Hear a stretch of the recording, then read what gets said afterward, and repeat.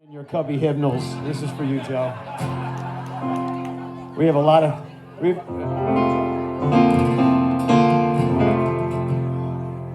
Thanks, Joe. You are the man. Made the cup so much freaking better. You led us to winning the World Series. Fans will always love you forever. Thanks, Joe, for all you gave. Made Chicago into a winner. Those summers we had a whole lot of fun. The Cubbies won with you as skipper. After we won the seventh game, we popped champagne. 108 years was finally over. And Cub fans owe it all to you. The curse is through. This time we did not choke in October. Na na na na na na na na, yeah. Thanks, Joe. You are the man. Made the Cubs so much freaking better. You led us to winning the World Series. Fans will always love you forever, ever, ever, ever, ever, ever, yeah.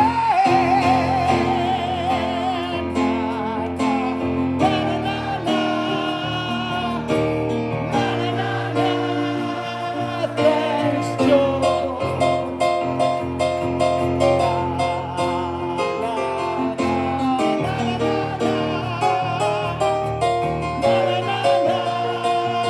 Thanks, Joe. Joe, Joey, Joey, Joey, Joey, Joey.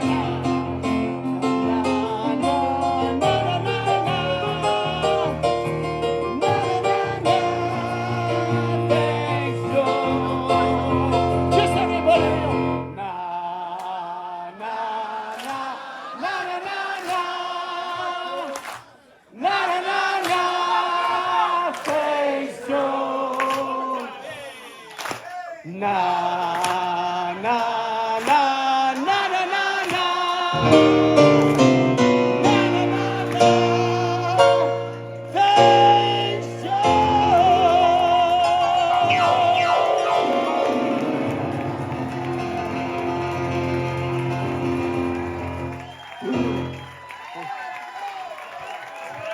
Ladies and gentlemen, the reason why you're all here tonight, let's give a warm welcome to the 2016 World Series champion, Joe Maddon.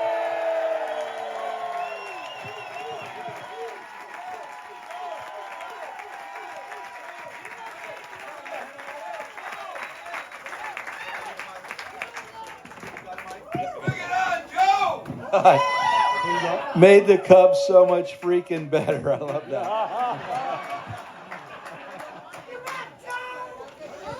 That was good. I mean, seriously, to be. I just compiled was with at the Beatles, Bruce right? Bruce concert too, and Yeah, now we right. got the Beatles. I mean, what more do you want in a week?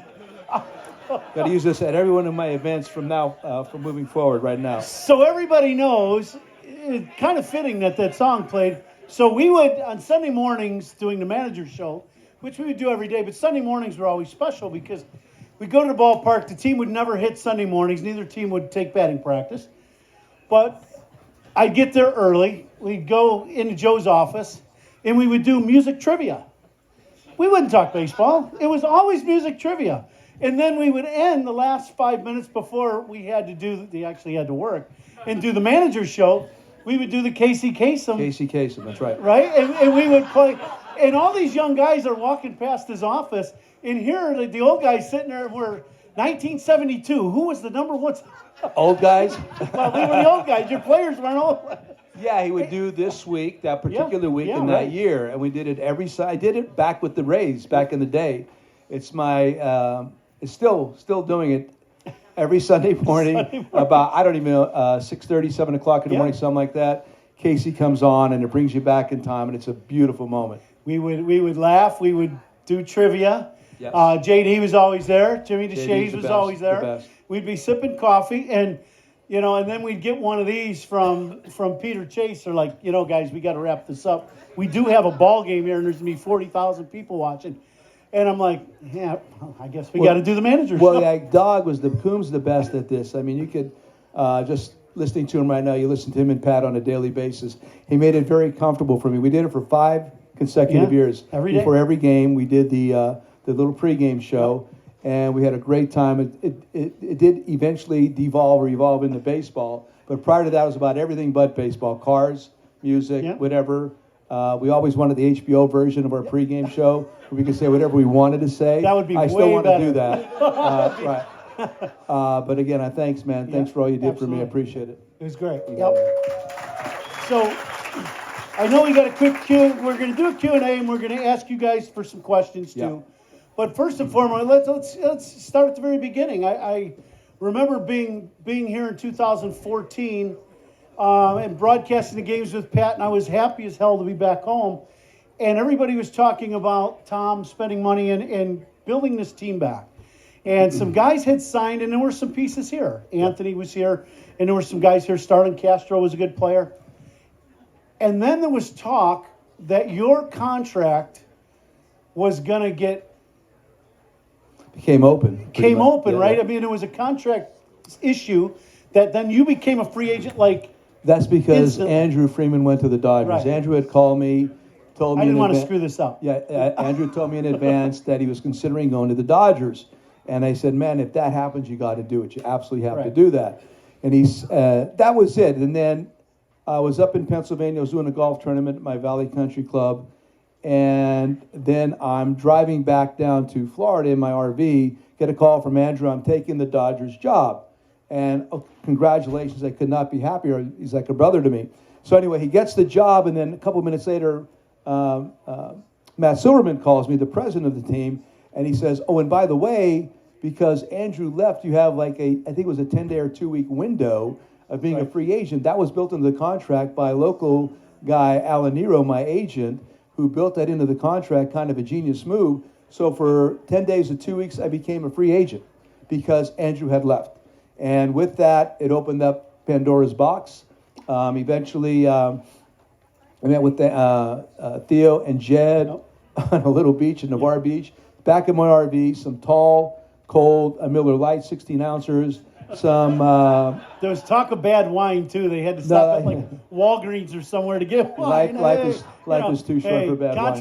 Contracts can be done over some bad wine. So we sat in the back there. We sat on this little beach, and that's how it began. Then I'm driving out west in the RV. I eventually get to Junction, where Bear Bryant used to take his boys back at, I think, Texas Tech back in the day, or Texas A&M. And right about there, the phone rings. It's Alan Cubs offering me the job. That's exactly how it came down. Right? And for everybody who's, we've played here, you live here, you're a Cub fan, you don't, when you're going to make the big steps, there's certain key moves that get made that, obviously players, you can't win without great players. Right. I thought the 2 biggest signings that year by far, the Cubs made a commitment to a manager that knew how to win, and John Lester. Yep. Joe proved it in Tampa. No. And as soon as those moves happen here in the winter, instantly as a player who's played against Joe for many years, on different teams, then all of a sudden, we're serious about winning. And we can't always say that here in Chicago. Joe, I've lived there That's all my horrible to life. admit. Yeah, I mean, Johnny Lester was a huge move. We were in the winter meetings in San Diego. I was out for dinner with Ruben Amaro and David Hollins at some local steak, right? and we actually had more than one bottle of wine. Yes. And I'm walking back to the Hyatt. I'm walking in the door, and everybody just converges on me with cameras and microphones, etc. I did not know that we had signed John Lester. So I began to talk to myself and said, slow down and don't say anything stupid. Because, I mean, seriously, if you Set know... the half-open bottle of Silver Oak down. That's right.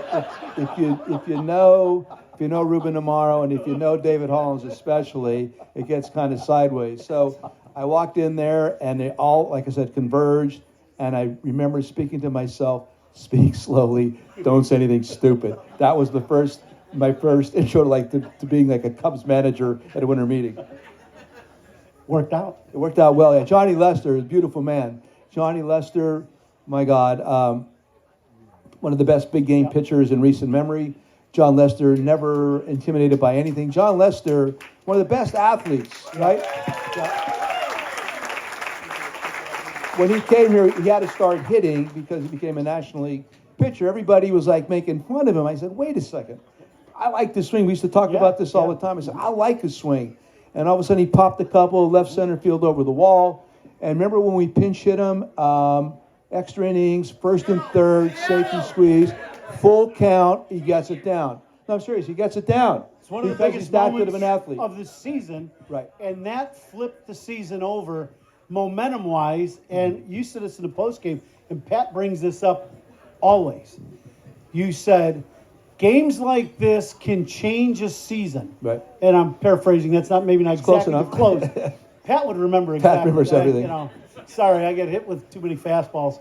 But at the end of the day, it did, because the team went on a roll, and you had brought that up right away in the post-game show in your comments. Moments like that. And the other one I love is when you win a game on the road in extra innings. Because you're batting first, the home team gets to bat second. It's a little bit different now with the abbreviated rule, the watering down of the game, the stuff that's absolutely not necessary. And I could go on and on and on about that. I'm jumping around, but the new rule that I like is the clock. I'm into the clock. I never thought that I would, but I thought that was the one change that, if it were made, all the other stuff would become moot points. You don't need the other stuff. You don't need 3-batter minimum. You don't need runner at second base. You don't need all this other stuff. The bigger bases, I guess there's maybe a little merit to that, but everybody's stealing bases, not because of the bigger bases, because you can't throw over to first base. Yeah, we got them on the tables. What do you got? Stu ordered pizzas, the pizza boxes. Oh, pizza. That's what we got. That's the bases. Paint it white. Yeah, right? I mean, extra large pizza, you threw 3 out there like we were kids. The Stones painted it black. We're going to paint it white. I mean, all this stuff is not.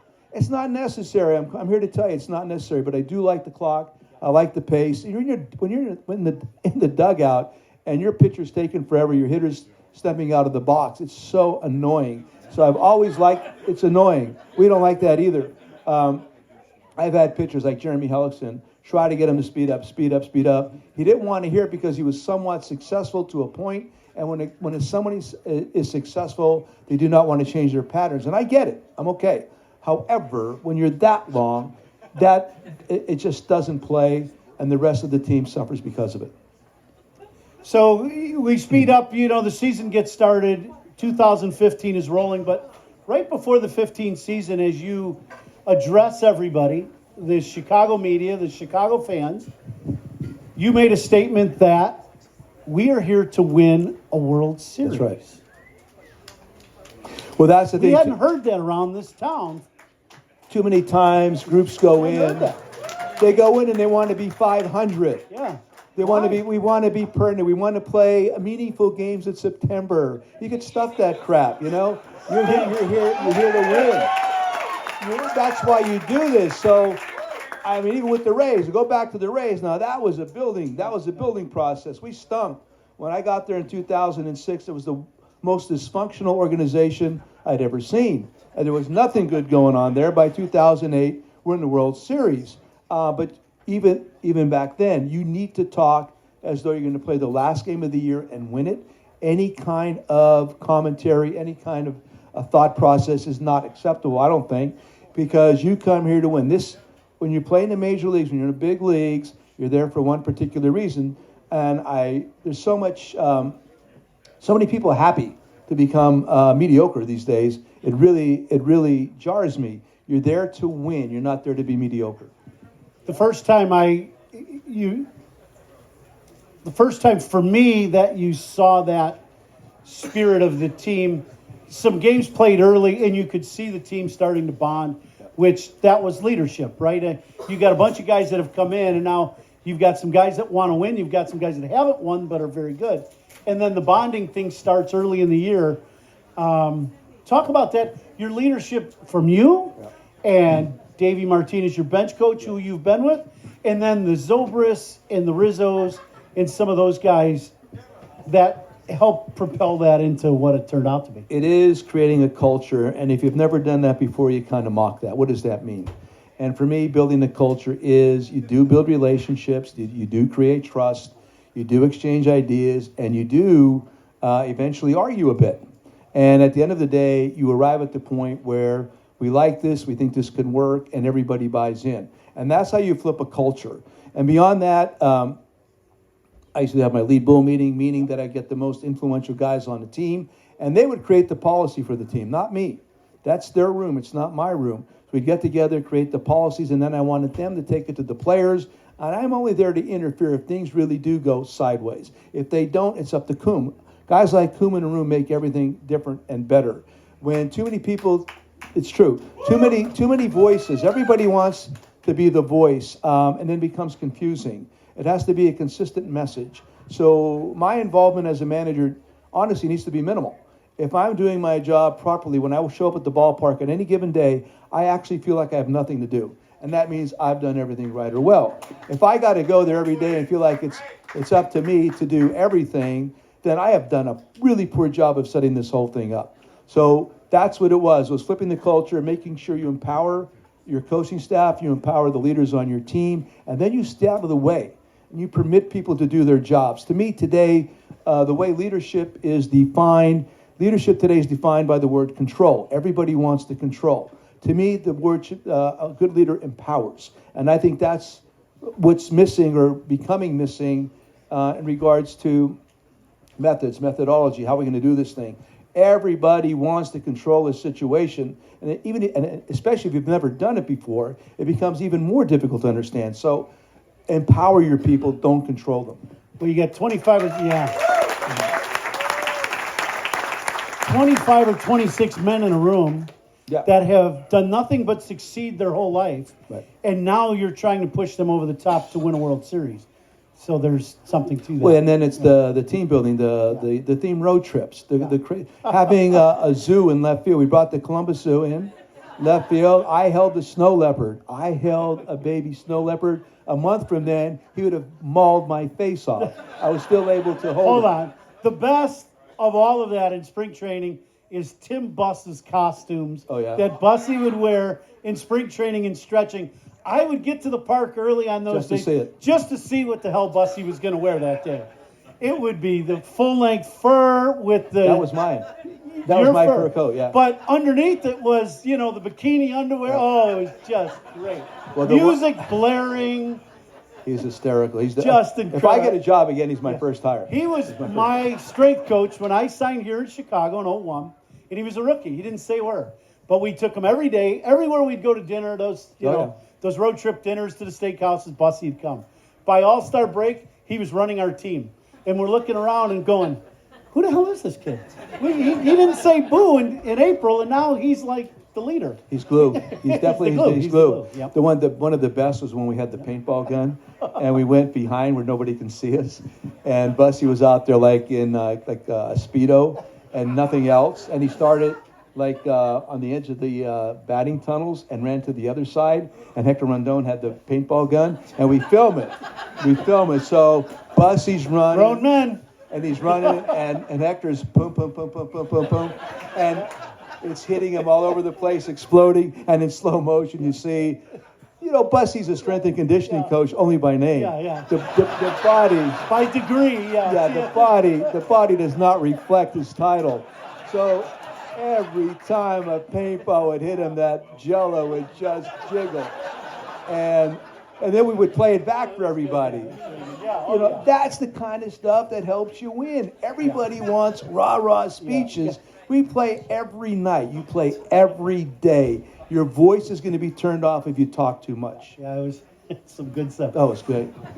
So let's spin forward. We're in the middle of 2015, but for everybody here, and I want to get some questions from you guys.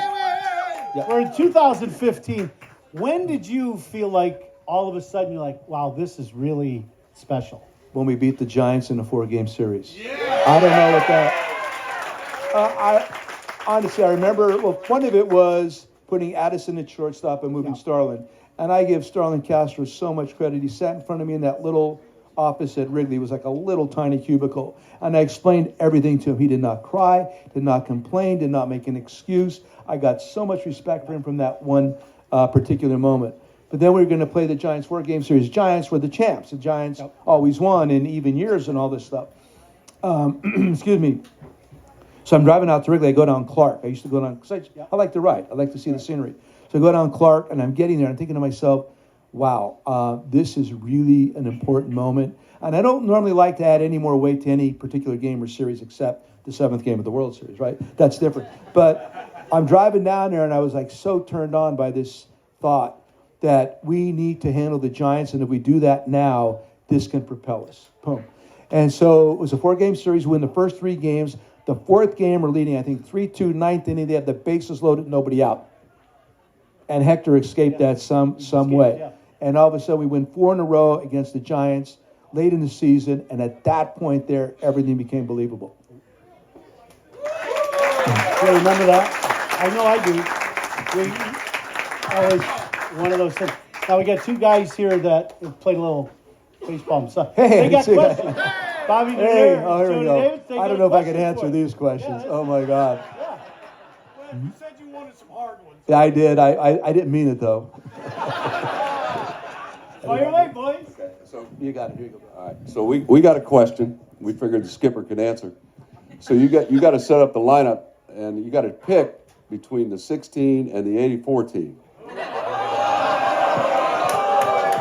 So we'll start off with we'll go right to the top of the lineup, and so you got Dexter and then you got me.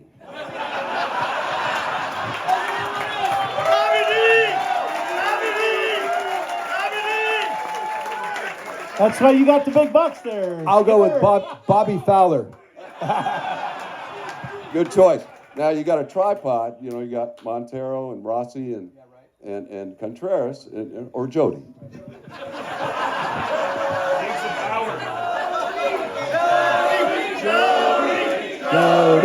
Jody. Skipper, I'll say this. He's the only catcher I knew that had his own song from Harry. It just is that it is. Okay. We won't put too much pressure on him, but we'll answer this. So you got Jim Fry or Joe Maddon? Who we got? Joe. No, from a couple of old guys that didn't quite get it done in '84, man, we really appreciate you and thank everything you did for us. And all the Cub fans, and we were there with you, man. We were a part of it. No, real quick. They gave us rings too, so this guy was a big reason why. You got to understand something about the Cubs that's not 100% noticeable, but when I get there, I'm a big believer in the alumni, big believer. And the one thing the Cubs do really well is they support and promote their alumni. And when these guys come to camp and they participate, I get to talk to them, the players get to talk to them, they hang out on occasion. I love the vibe that you guys bring.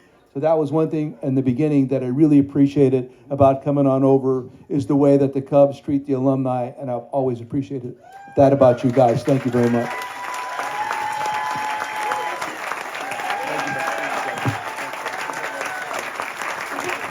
And I think, to Bobby's point, for all of us, I remember signing here in 2001 with a really good veteran team, thinking the only reason why I left Minnesota was to come to my hometown to try to win a World Series. Yeah. Because every guy that came here as a free agent, whether this was hometown or not, you wanted to win because the Cubs had never won.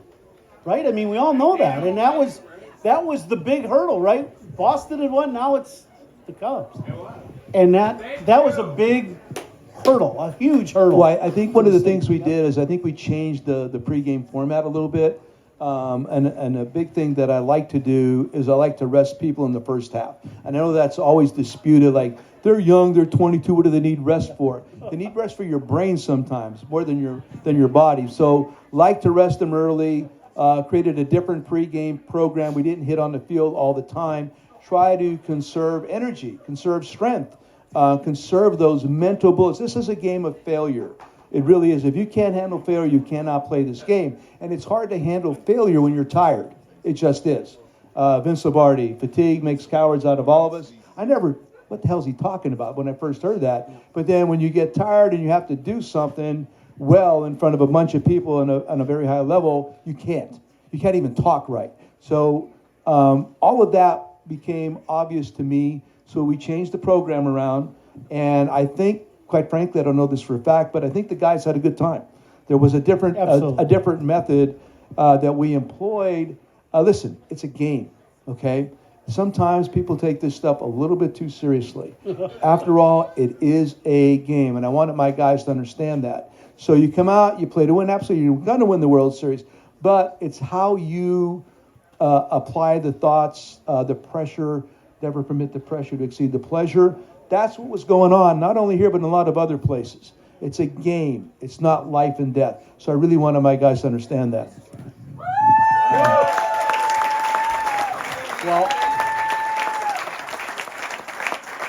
then let's speed forward to 2016 October. Okay. Speaking of life and death, Right. And we're closing in on November, and I just remember us winning here at home. To go to the World Series, first of all, that was Wrigley Field. That's the loudest I've ever heard Wrigley Field, I thought, when the Cubs won that day. Your thoughts on knowing when you clinch and you're going to the World Series? Well, first of all, that was one of the most perfect baseball games ever played under those circumstances. We played so well that night. We didn't do anything wrong. I mean, at bats, pitching, catching the ball, everything about it. We were on top of our game. So game over, we win. You go out to second base. It's the second or third time I've been involved in that. And you look, and I'm looking up at the stands, looking at the ballpark, again, knowing the history. It's like I have one of my T-shirts, may all your surrealisms come true. And that's what's happening right there. It's well beyond a dream. We all have dreams, but when you have these surrealistic moments actually occur, you really have to pause, breathe, and really understand what's going on in front of you. And that's what I did. I actually did that. And then we're going to this.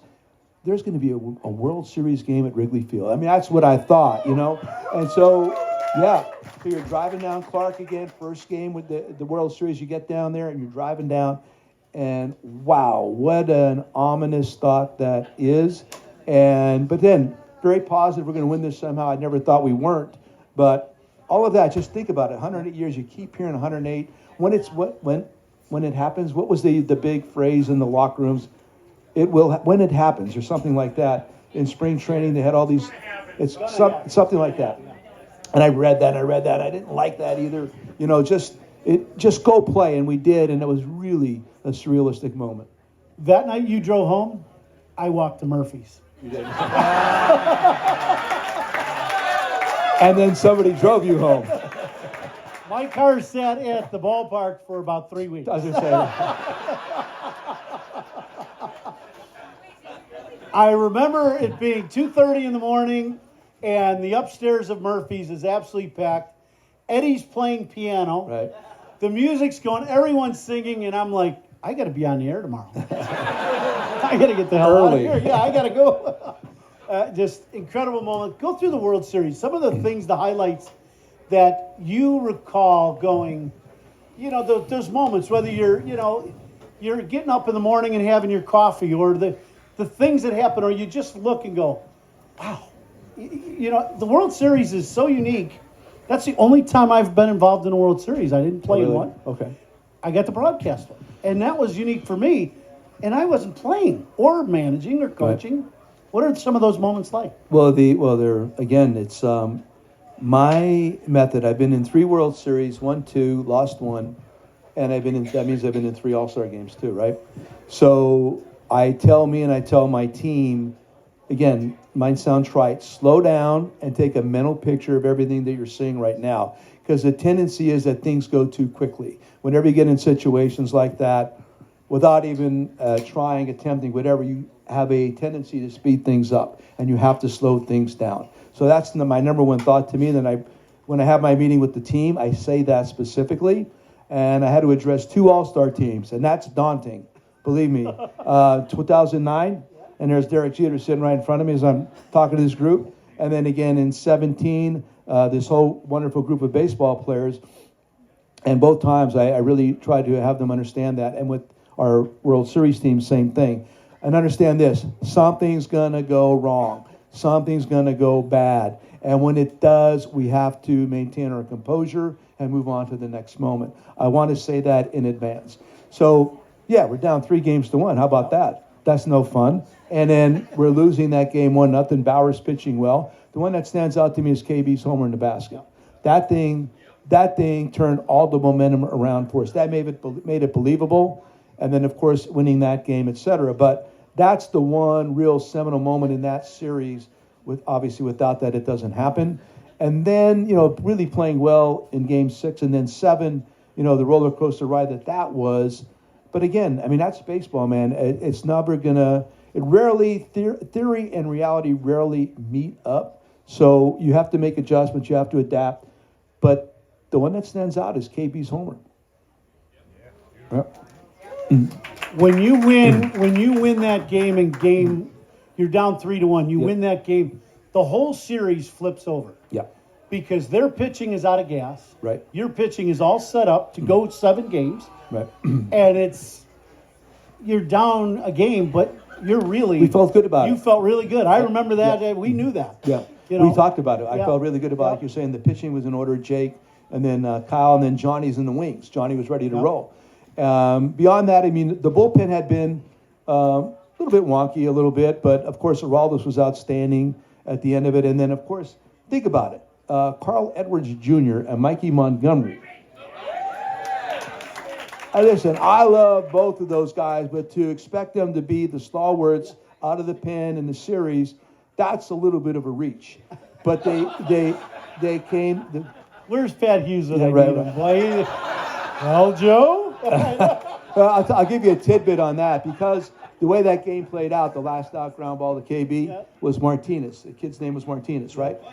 Michael, right. He he came in defensively for Coco Chris. That would have been Coco Chris' spot in the lineup. So Martinez switch hitter, right-handed, literally cannot hit a left-handed curveball. His batting average was right around 100. Mike Borzello was our game planner from the pitching perspective, and of course Mike knew that, and he made sure that Miggy knew that. So when he came up to the plate right there, promise you, he was going to see nothing but curveballs. You remember the pitch? Big looping curveball, chopper to third, throw to first base. That's where preparation really pays off. I mean, there's so much nuance involved in these games that people will never really know, but that was a big moment, and that's all about prep, and that was all Borzi's prep right there. Right. And Miguel Montero is one of the most unsung heroes of that whole event. I'll say this about Miggy. He may have the 2 biggest hits. That's right. In Chicago Cubs history. Yep, the grand slam against Joe Blanton. He got the game-winning hit the other way. The base hit the other way in Game 7. Do you remember the grand slam against Blanton? Do I remember it? Does anybody remember that against Blanton? Thanks for a hanging slider, bro. Okay, two questions for the Ducks going to come down. What was the count that he hit the home? Very nice. Very nice. Who was he pinch hitting for?